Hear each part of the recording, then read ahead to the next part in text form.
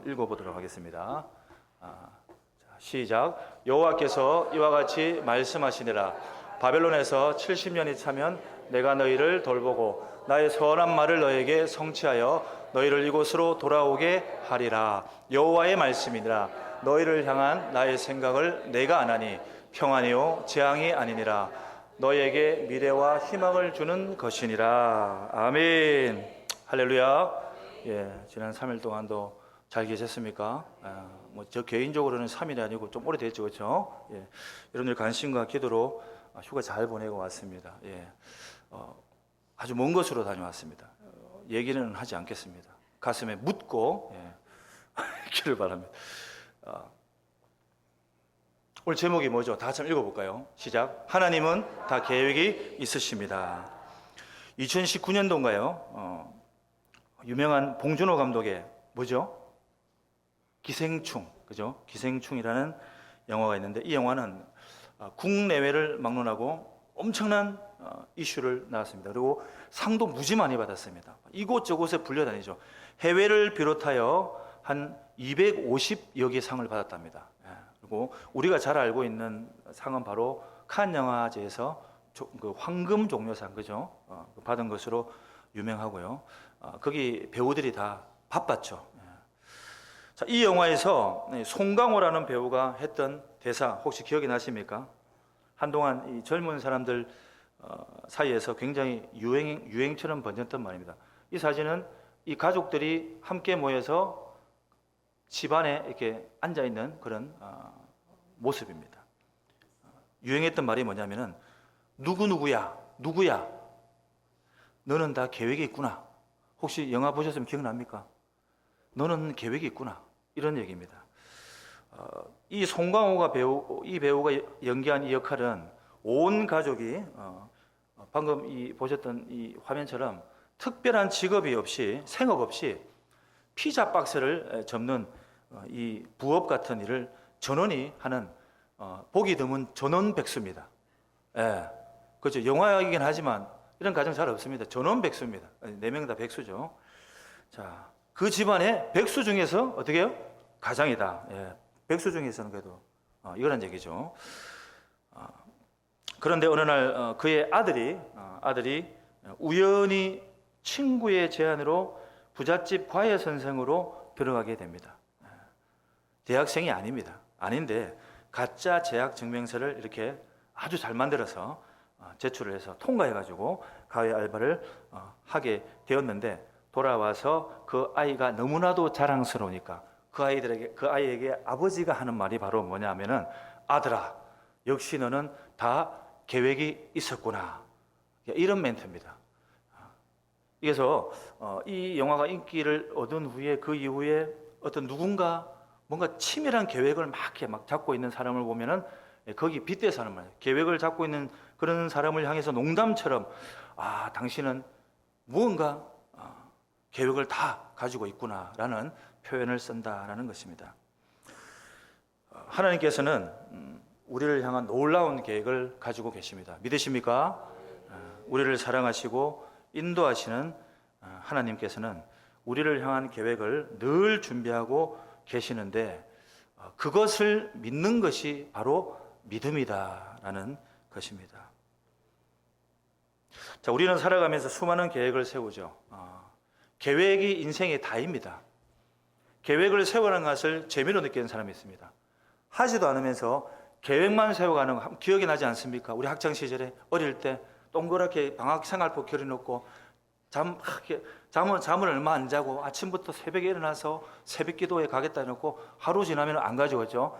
방학 생활표는 어떻게 하루 만에 다 무너지지 않습니까? 저도 계획은 굉장히 잘 잡았어요.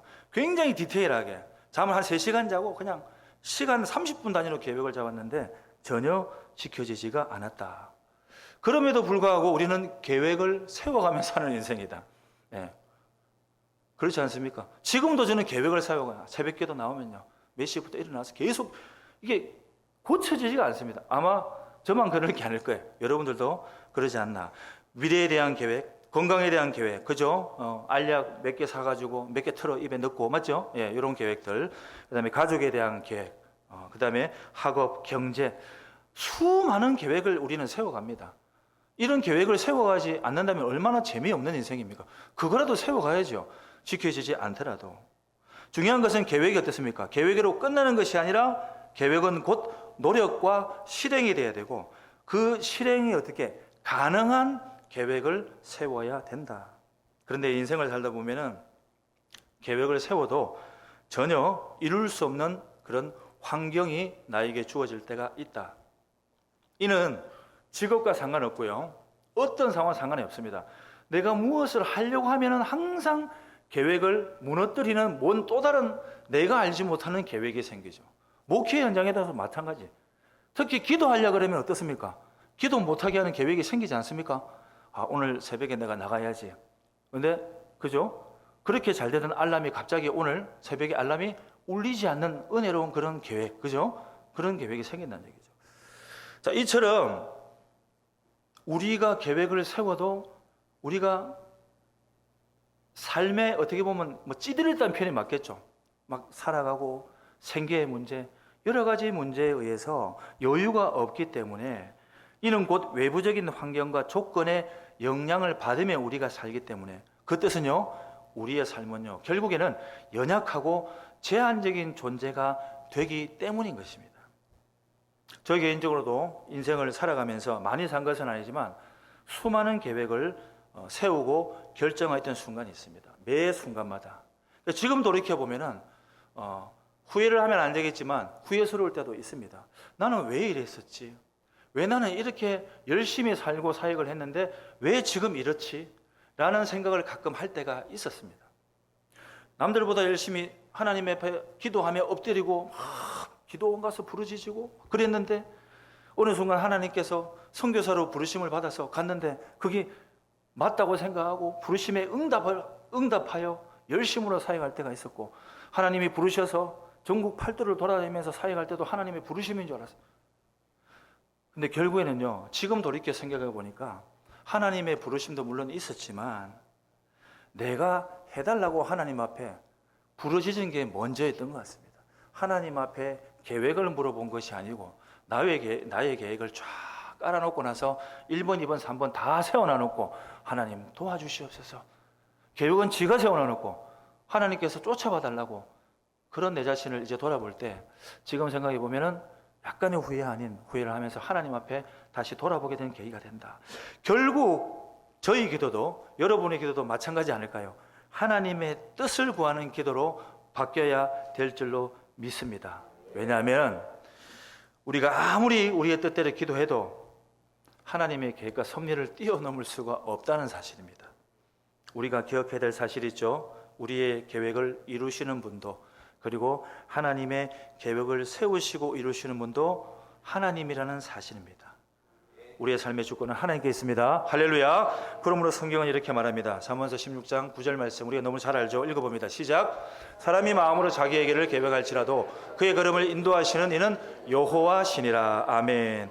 잠언 27장 1절 말씀 읽어봅니다. 시작. 너는 내 일을 자랑하지 말라. 아멘. 27장 1절 말씀. 너는 내일 일을 자랑하지 말라. 하루 동안에 무슨 일이 일어날지 내가 알 수 없습니다. 두렵습니다. TV만 틀면 두려워요. 어제 새벽에 일어난 일입니다. 많은 사건 중에 하나입니다. 특별한 게 아니고 많은 사건 중에, 강릉시에 있는 강릉대교 뉴스 보셨습니까? 소형 트럭이 강릉대교 높이 한 10m 되는 강릉대교, 우리가 일반적으로 우리 주변에 부산에 있는 그런 2차선 그런 대교 높은 곳입니다. 지나갑니다. 아침 6시 반입니다. 통과합니다. 그런데 느닷없이 맞은편에서 피할 곳도 없죠. 2차선이니까 맞은편에서 갑자기 내 쪽으로 넘어와서 때려버리는 거죠. 피할 길이 있겠습니까? 근데 정확하게 맞았으면 괜찮은데 옆을 딱 때리다 보니까 이 트럭이 10m 아래로 떨어져 버렸어요. 그래서 직사했습니다.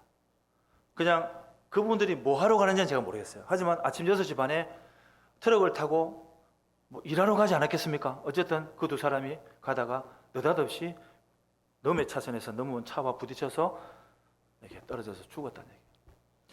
그걸 보면서 또 한 번 제가 느꼈죠. 야, 사람이 이렇게도 가는구나. 그래서 정신이 번쩍 들더라고요. 예. 하루하루를 정말 하나님과 동행하는 삶을 살아야 되겠다. 내가 어떻게 될지 모르는데 내일 잘해야지. 내일부터 하나님 손잡고 동행해야지. 내일부터 열심히 기도해야지. 아무 소용이 없으면 지금은 또 시작해야 될 줄로 믿습니다. 할렐루야. 자, 인생에는 이러한 수학적 도식이 있다고 합니다. 뭐냐면은 우리 인간의 모든 계획은 바로 0으로부터 시작된다. 0이다. 근데 그 0에다가 아무리 많은 숫자를 곱하기를 하면 어떻게 될까요? 결과가 다 0이 되겠죠. 하지만 반대로 0이 아니라 0 앞에다가 1이라는 숫자를 넣으면 이게 전혀 달라진다는 얘기입니다. 1에다가 0이 하나 붙으면 어떻게 될까요? 10이 되죠.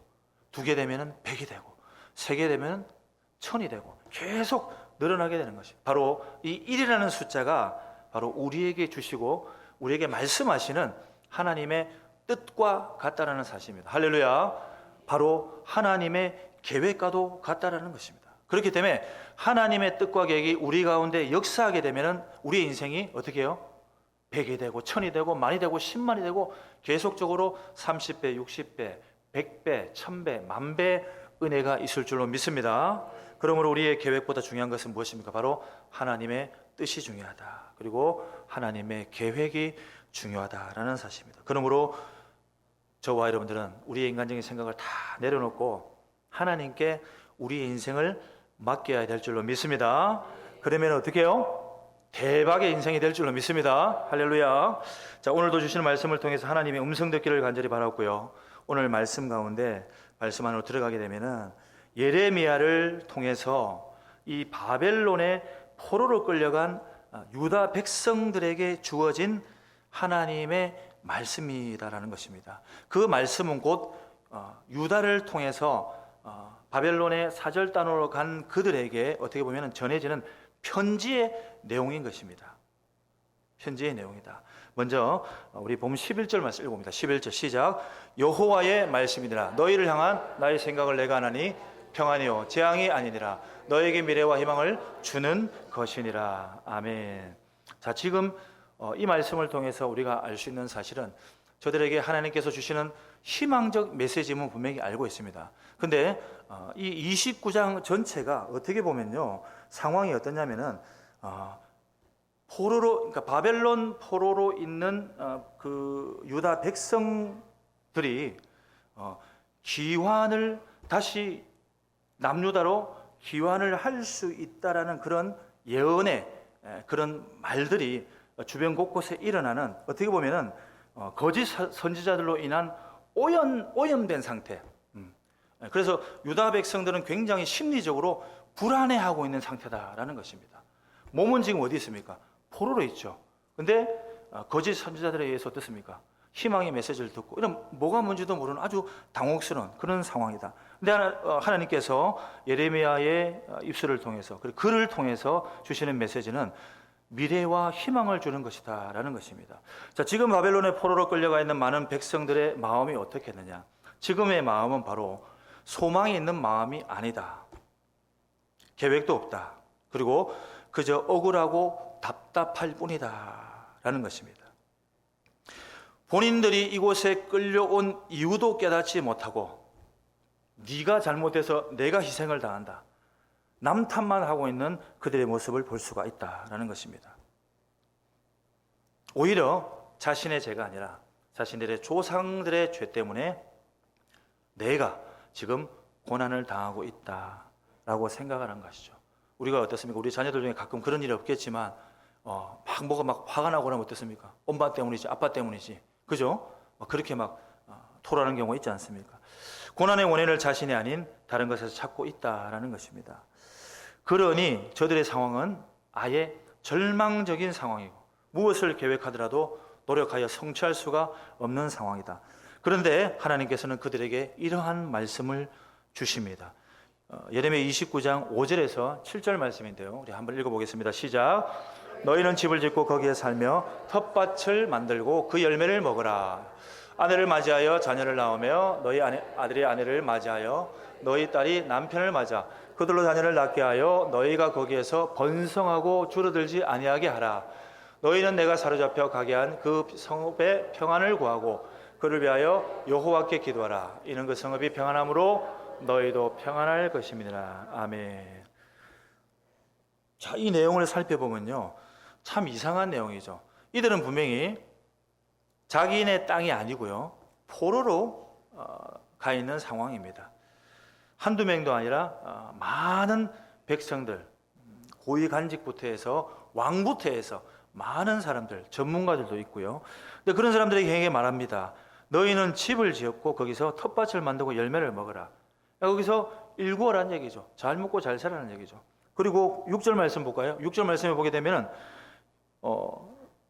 아내를 맞이하여 어떻게 자녀를 낳고, 거기서 끝난 것이 아니라 너희의 자녀, 딸이 남편을 맞아 또 자녀를 낳게 해라.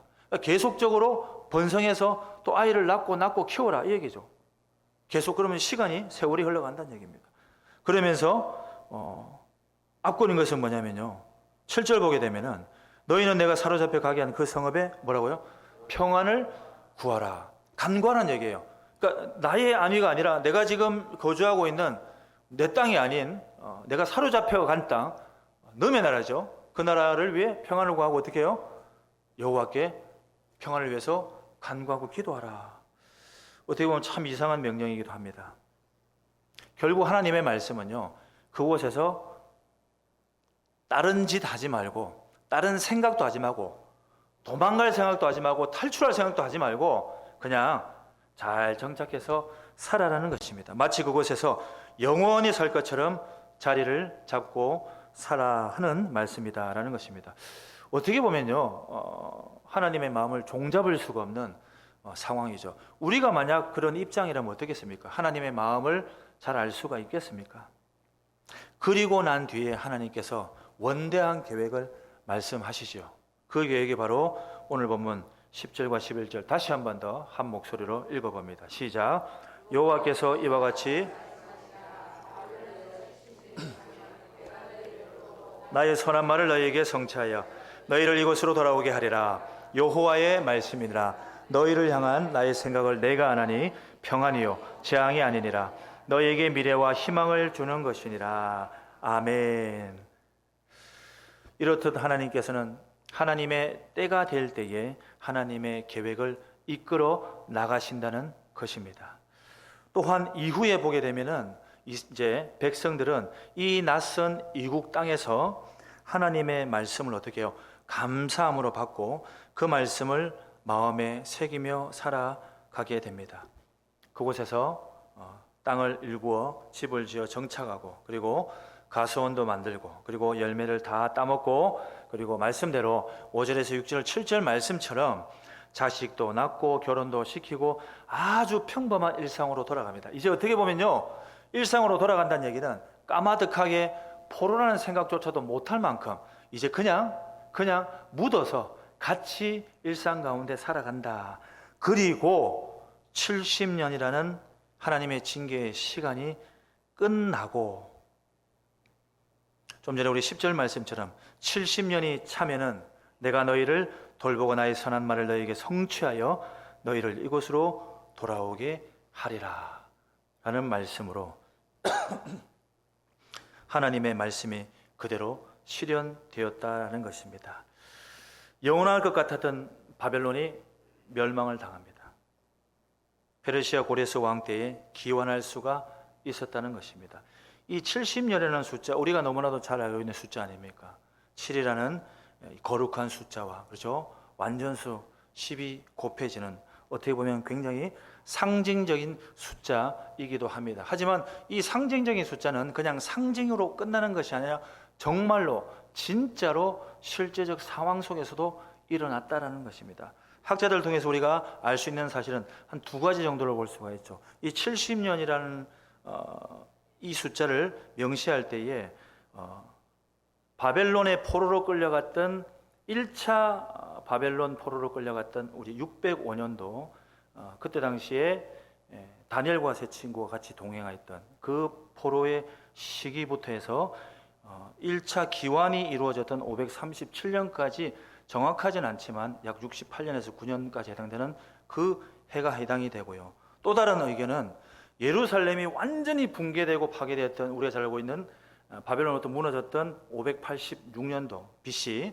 그때부터 스룹바벨에 의해서 성전이 완전하게 재건이 완료가 되었던 516년까지의 70년 정도를 가지고 얘기를 한다고 합니다. 어쨌든 우리가 알 수 있는 사실은 하나님의 계획하심은 반드시 정확하게 실현되었다라는 것입니다. 할렐루야. 비록 하나님께서 죄로 물든 유다 민족들을 벌하셔서 바벨론 포로로 끌려가게 하셨지만 하나님께서는 그것을 징계로 끝나는 것이 아니라 그들이 다시 한 번 더 회개하고 하나님의 백성으로 세워지는데 사용하게 하셨다라는 것입니다. 그것이 하나님께서 하나님의 백성을 향한 어떻게 보면 진정한 변하지 않는 마음이다라는 것입니다. 우리를 향한 하나님의 마음도 동일한 줄로 믿습니다. 또한 우리를 향한 하나님의 계획도 동일한 줄로 믿습니다. 우리를 향한 하나님의 계획은 재앙이 아닙니다. 11절 말씀을 함께 보았지만 재앙이 아니라 번영이고, 그리고 미래에 대한 희망을 주는 메시지임을 기억해야 될 줄로 믿습니다. 지금 우리가 살면서 고난 중에 있습니까? 그리고 질병 속에 신음하는 그런 분이 계십니까? 우리의 마음처럼 우리의 마음과 뜻대로 되지 않는 그런 문제들 때문에 고통받고 있지는 않는가? 우리가 결코 잃지 말아야 될 것은 무엇인가?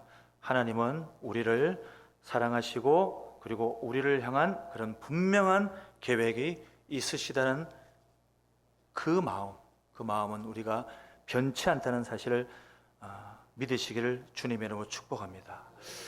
지금 잘 되지 않을 수 있어요. 그리고 너무 어렵고 힘들고 그럴 수 있습니다. 답답할 때가 있죠. 누구나 다 그렇습니다. 어떻게 보면 신앙이 깊어지면 깊어질수록 고민과 근심과 걱정은 더 같이 동일하게 깊어진다는 것입니다. 교회 다니면 모든 게 해결이 될 줄 아십니까? 교회 다니면 어떻게 해요? 뭐 사고 안 당합니까? 교회 다니면은 뭐 사기를 안 당합니까? 기도를 많이 하면 할수록 어떤 문제가 안 생깁니까? 꼭 그런 것만은 아니다라는 것입니다. 믿는 자들은요, 반드시 우리 가운데 역사하실 하나님께서 일하심을 어떻게 해요? 기대하며 믿음으로 하나님께 나아가야 된다라는 것입니다. 그러므로 하나님의 우리에게 주시는 말씀을 붙들고 우리는 날마다 아멘으로 화답하는 믿음의 자녀들이 되시기를 주님의 이름으로 축복합니다. 다시 한번 더 11절 읽어봅니다. 11절 시작. 여호와의 말씀이니라 너희를 향한 나의 생각을 내가 아나니 평안이요 재앙이 아니니라 너희에게 미래와 희망을 주는 것이니라. 아멘. 하나님께서는 하나님의 백성들에게 주시는 것이 무엇입니까? 평안과 번영을 주시기를 원한다. 그리고 미래에 대한 희망을 주신다고 하셨습니다. 근데요, 하나님의 최종 목적은 그게 아니다라는 것입니다. 궁극적으로 하나님이 바라시고 원하시는 것이 무엇이냐? 이러한 하나님의 일하심과 돌보심의 은혜를 통해서 하나님을 경외하는 거룩한 백성으로 우리가 온전히 세워지기를 원하신다라는 것입니다. 우리가 그런 온전함으로 나가는 주님의 백성 되시기를 주의 이름으로 축복합니다. 성경 곳곳에서는요, 수많은 일이 일어납니다. 특별히 하나님의 계획과 성취의 이야기들이 많이 있는데 여러 가지 사례들 중에 제가 드리고 싶은 말씀은 바로 제가 너무 좋아하는 분입니다. 제가 그분의 이름을 좀 빌려 쓰고 있죠 지금. 요셉 이야기입니다. 그들은 형들에 의해서 미움을 받고 애굽의 노예로 팔려가게 됩니다. 애굽에 끌려간 요셉은 또 보디발의 집으로 가죠. 그리고 또한 감옥으로 향해 갑니다. 13년여간의 어떻게 시련의 시간을 겪게 되죠. 보디발의 집에서도 감옥에서도 그는 성실하여 인정을 받게 됩니다. 하지만 요셉의 인생은요, 앞이 보이질 않습니다. 성실하였지만 그는 구체적인 계획을 세울 수도 실행할 수도 있는 상황이 전혀 되지 못하였다는 얘기입니다. 그가 할 수 있는 것은 그저 오롯이 하나님만 바라보는 것이었습니다. 그런데 하나님의 원대한 계획 속에는요, 요셉이 아주 중요한 도구로 사용되어진다는 것입니다. 하나님의 계획이라는 틀 안에 요셉이 이미 들어와 있다는 것입니다. 근데 아직까지 요셉은 잘 모른다는 거죠. 하나님이 들어 사용하고 있다는 것을. 바벨론도 모릅니다. 악한 바벨론도 하나님이 그 악한 바벨론도 들으셨다는 사실을 모르죠. 자, 이 애굽의 총리가 됩니다. 온 나라를 기근으로부터 구해내죠. 그리고 요셉을 통해서 야곱과 가족들이 애굽의 고센 땅으로 들어와 이제 살게 됩니다. 근데 그것이 하나님의 계획의 일부지 전부가 아니라는 것이죠. 이후에도 야곱을 비롯해 70명의 사람들이 그 땅에 들어오게 되고 이제는 큰 민족을 이루며 430년 이후에 모세를 통해서 큰 민족이 된 이스라엘 백성들이 어떻게 이제 출애굽시킬 계획까지 하나님은 세우신다는 것이죠. 그리고 어떻습니까? 40년간의 광야 생활을 거쳐서 하나님의 백성으로의 정체성을 갖추게 되고 하나님을 경외하는 제사장의 나라로 세워질 수 있도록 하나님께서 세우시는 계획은 이처럼 아주 큰 그림을 그리고 계셨다. 요셉은 그가 당하는 시련의 원인을 전혀 알지 못하고 고난 속에서도 그가 하는 것은 오롯이 하나님을 바라보며 신뢰했다는 것입니다. 원인은 몰랐습니다. 마치 요업과 같이 알 수는 없었습니다. 하지만 하나님을 바라보았다는 얘기죠. 그렇게 하나님의 도구로 쓰임을 받게 되었다는 것입니다. 출애굽한 이스라엘 백성들의 광야에서의 삶은 어땠습니까? 하나님이 이끄셔서 출애굽을 했습니다. 하지만 광야의 삶은 절대 녹록지 않습니다. 심지어 말하는 이 광야 학교는요, 아주 쉬운 곳이 아니라 굉장히 육체적으로도 어려운 곳입니다. 먹을 것도 없고요, 마실 물도 없고 누릴 것도 충분치 않은 아주 부족한 환경 속에서 그들이 의지를 할 곳은 어디입니까? 바로 하나님밖에 없다는 것입니다. 세상 것에 의지할 만큼의 세상 것이 풍족한 게 전혀 없다는 것이죠. 때때로 원망하고 불평하기도 했습니다. 하지만 하나님께서는 어떠한 계획을 세우십니까? 순간순간 그들에게 필요한 은혜를 베푸셨고 먹을 것도 주시고 마실 것도 공급하여 주셨다라는 것입니다. 대표적으로 만나와 메추라기가 그 예가 될 수가 있겠죠. 이러한 공급하심이 그냥 하늘에서 떨어지는 것입니까? 바로 이 모든 것이 하나님의 계획과 목적이 있었기 때문입니다. 신명기 8장 3절 말씀에 이렇게 말씀하고 있습니다. 신명기 8장 3절 읽어봅니다. 시작. 너를 낮추시며 너를 줄이게 하시며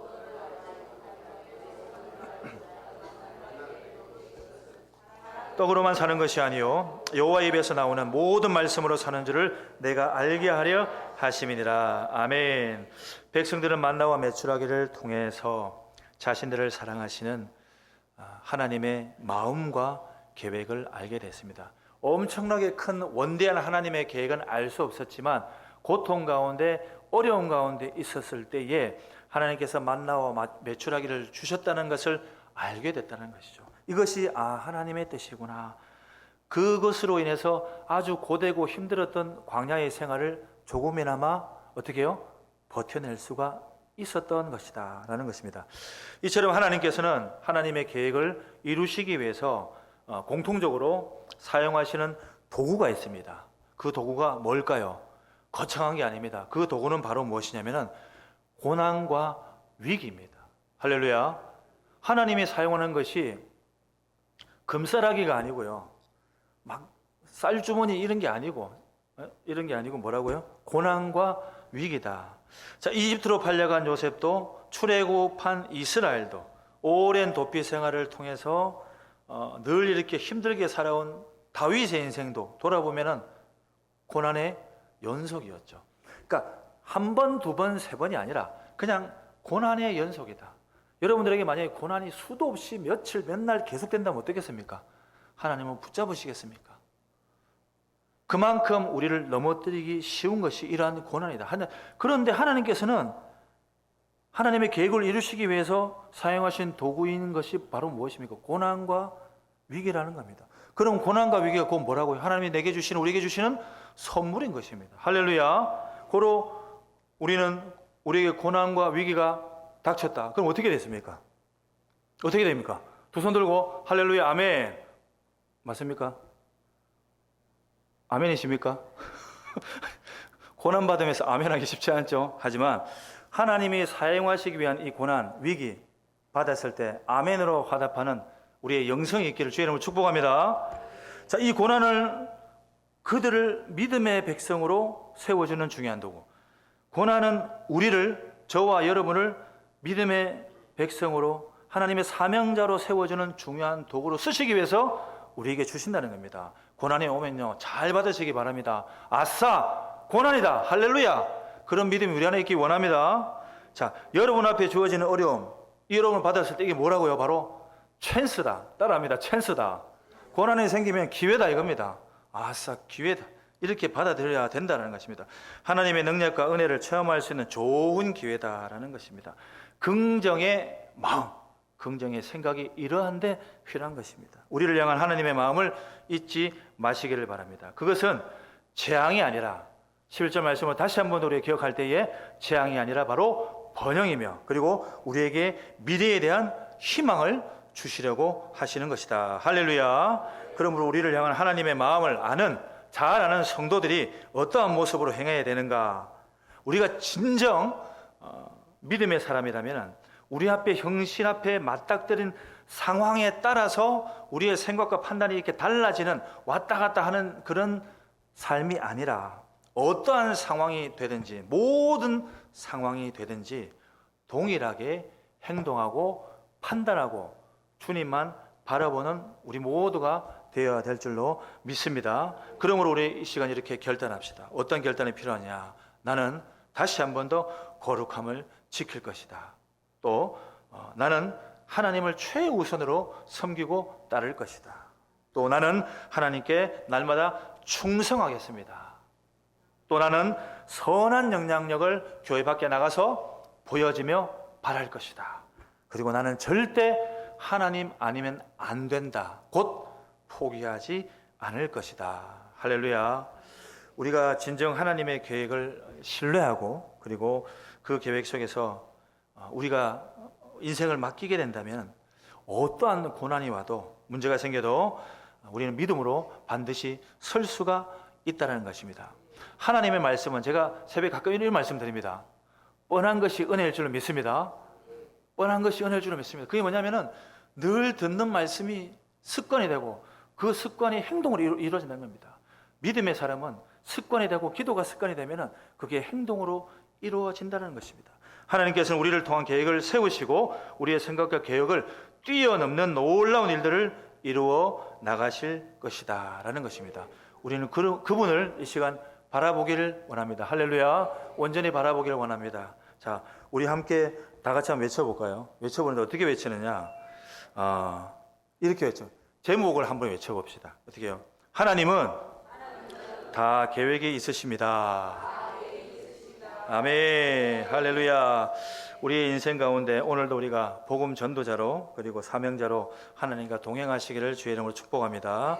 우리 찬양하며 나아갑니다.